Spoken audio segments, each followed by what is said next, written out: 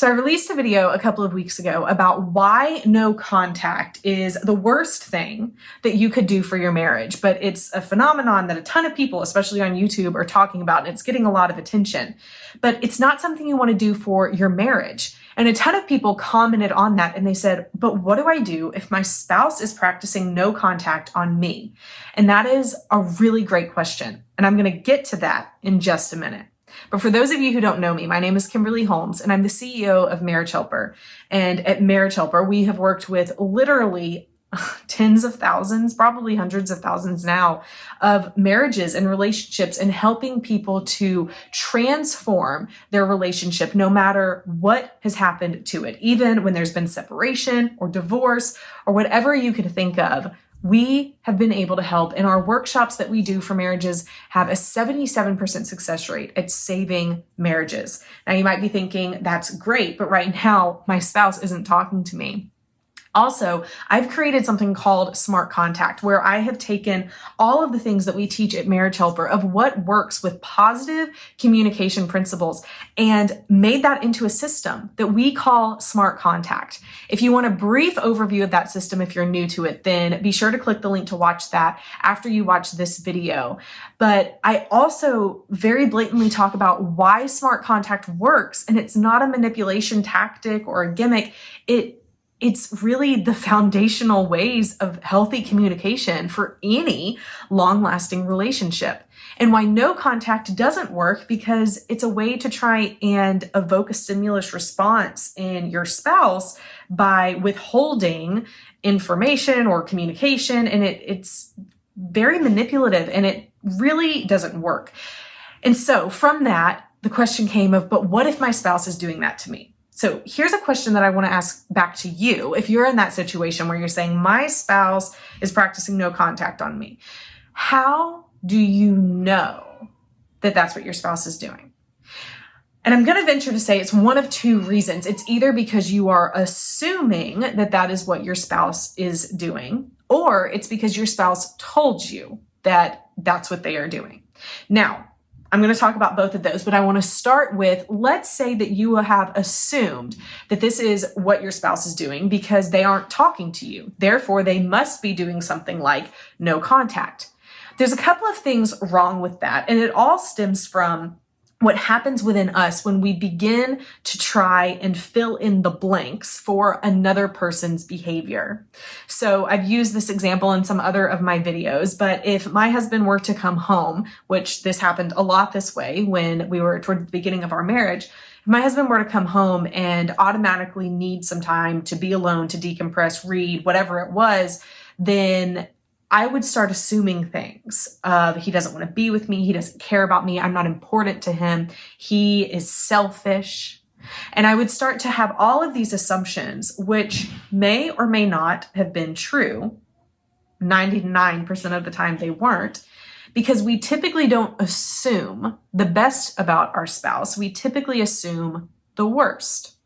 Now, it would have been much different if I had assumed that my husband was taking that time because he wanted to fill his self and his heart with complete love for me, so that when he came out of our bedroom, he would just lavish me with kisses and hugs and all of the attention in the world.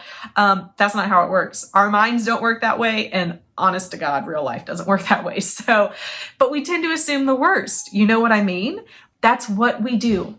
And so when I assumed the worst about my husband, then when we were able to communicate, I was already frustrated with him about something that hadn't even happened, or that I didn't even know the reality of or behind it. Because you see, the reality was my husband did need time to decompress after a long day. He needed that time so that he could de-stress, so that by the time he and I did interact, that he would be more able to listen to me and to pay attention. But that's not what I assumed. So if you're making assumptions about what your spouse is doing and the reasons of why behind it, I don't know that it's actually helping your relationship.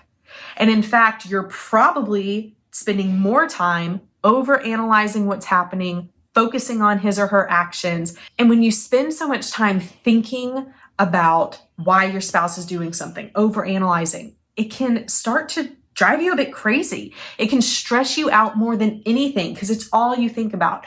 As humans, we want to know why things happen.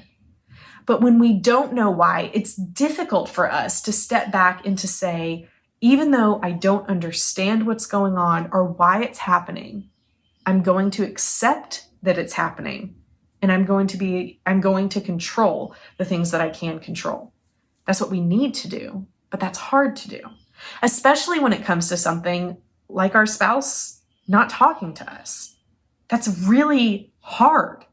It sucks when you have to go days, weeks, or months without hearing from the person that you dedicated your life to. It's worse than a knife in your heart, right? It's hard. But what I'm encouraging and asking you to do is to at least stop making assumptions. If you are grasping at every straw you can, then it's likely that your anxiety and that your stress is actually making the situation worse, even if it's just making the situation worse in your mind by raising your anxiety, by making you overanalyze things, by causing you to be more paranoid. And that's not going to help in the long term to fix and restore your relationship. Now, what I want to encourage you to do is instead to change your thoughts. When you find yourself obsessing or overanalyzing or watching endless YouTube videos about things, trying to figure out the why behind it, I want you to take a deep breath, to turn everything off and to say, at the bottom of it and at the end of the day, the truth is, I don't know what's going on. And I want to encourage you to get to the point where you can at least accept that. And accept that your spouse has free will. They have the ability to choose whatever they want to choose. Even if you do all of the right things, your spouse may still choose to not talk to you, even if you are the most wonderful person in the world to talk to. And that has nothing to do with you needing to change anything that you're doing. Now, all of that being said, the majority of us have things that we can change to become even better people, but we're not focusing on ourselves when we're so focused on why our spouse is doing the things we do. When at the end of the day, why your spouse is doing what they're doing isn't nearly as important as what you need to do in order to implement changes that will create a healthy communication style and a strong relationship going forward. We can figure out the why later, but the what of what you need to do needs to start being done now. And what you need to do doesn't change whether or not your spouse is practicing this no contact thing or if they aren't. But maybe your spouse has told you. They've said, you know what, I'm doing no contact for 30 days or however long it is.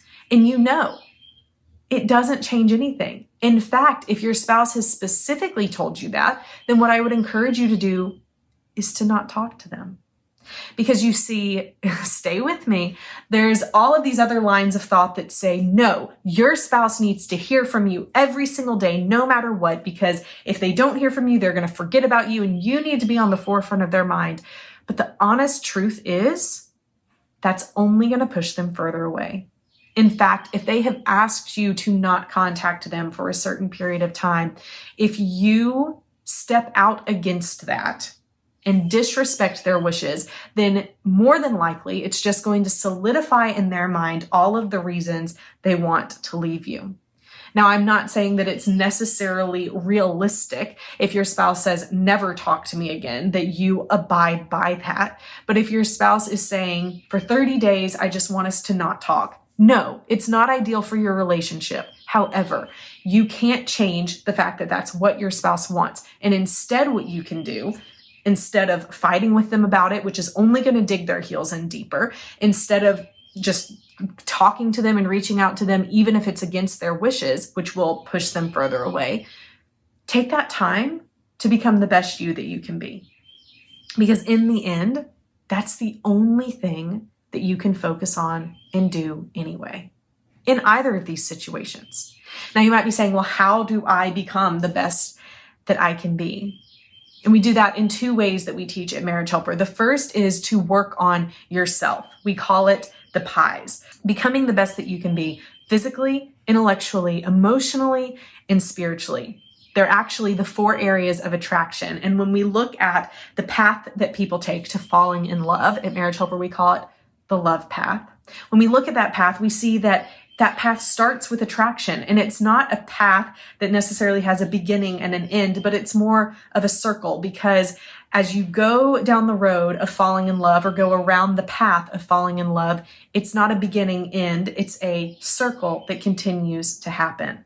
And attraction never stops being important in your relationship, and it never stops being important for you as an individual. Because when I don't feel good about myself, it changes how I interact with my kids, my husband, my friends. It changes everything. And if I don't have that self-confidence, my sense of identity, my self-esteem, if I don't feel good about myself, then I don't feel good about what I'm doing. I typically don't feel good about the way I'm acting or anything like that. And so we want to help you become the best that you can be in all of those areas that we call the pies. In fact, I have a podcast called It Starts With Attraction that goes into depth on all of these areas, on how every show, it tells you how you can be the best that you can be in all sorts of different ways. At the end of each episode, we have a key pies takeaway part where I give you specific takeaways and I speak truth to you, not things that guarantee you'll become more attractive or have washboard abs, because those things don't fulfill us. They don't fill the hole in our hearts that we have and that we're looking for and give us the sense of purpose that we know that we need. And that's what I want to help you find, especially in these podcasts that I do. You can find it on iTunes, Apple Podcasts. You can find it on Google Play. It's called It Starts With Attraction. Please go and subscribe. I believe that you will find amazing insight from that. So the first is to work on your pies, but the second part of this that we want you to do is to do smart contact. So even if your spouse is choosing to not communicate with you right now, that is their choice and you can't control what they do. But you can control what you do right now, working on your pies and learning the best way that you can have smart communication and healthy communication in your marriage for a long-lasting relationship. Don't wait until your spouse is ready to talk to then start learning how to do these things, because I'm not going to say it'll be too late. I don't think it's ever too late, but you will have such an upper hand. You will be so much further in this process if right now you focus on learning these tools that work and having a healthy relationship and healthy communication. So then by the time your spouse is ready to start talking to you, you'll know how to respond to them in a way that's not going to push them away. You won't let your anger overtake you and say things that you regret and end up making things worse. You'll be prepared. And that is what we want for you. So even if your spouse is practicing no contact, or even if they are just not wanting to talk to you because there's been unhealthy communication patterns in the past, working on your pies and doing smart contact are the best things that you can start doing right now for your relationship. And so many times people say, but what else can I do? I'm doing those things and there is no change. Those are the things you do. We have other courses at Marriage Helper that give you more tools in your toolbox, but this isn't an overnight fix. It's not a magic pill. I'm not going to guarantee you things that end up not working. I'm not trying to get your money. I'm trying to help you change your behavior. That is what is going to make a difference. We at Marriage Helper will never lie to you. We will never sell you gimmicks, and we will never alter the truth just in order for you to become a customer, because that's despicable. We care about you, we care about your relationship, and we care about your future. And I care about you changing the way that you interact in your life. I care about you finding your sense of purpose and identity and working on your pies and becoming the best version of you that you can be. I care about you making a difference. So you can find out more about what we do. You can find our Smart Contact Toolkit if you want even more information on our website. We have our in-depth Smart Contact Toolkit that you can go get. But if you're saying, I still don't know about this, I don't understand it, dip your toe in the water by getting our free mini course on how to get your spouse to talk to you, which is an overview of the Smart Contact process and what we teach in that, but it's free. So go through that. See if you like it. If so, then you can get the Smart Contact Toolkit right after that. It's incredibly affordable because we care more about you learning this information and applying it than anything else. We have so many videos on YouTube about Smart Contact and so many other things. So be sure that you subscribe and be sure that you go to our website, marriagehelper.com, and join our email list so that you can see all of the other things that we have for you. Resources, tools, so much that we want to help you with. And be sure that you leave a comment below. Is your spouse doing no contact? And how do you know? Or have you been assuming and you're just now realizing? We have workshops and coaching and online courses that go even deeper and further than that. And you can find out more about those by either calling our office at 866-903-0990 or by visiting our website at marriagehelper.com. No matter what happens, we want your marriage to be saved. And even if that doesn't happen, we believe that you can learn now the things that you need to do to have a better and brighter future, no matter what.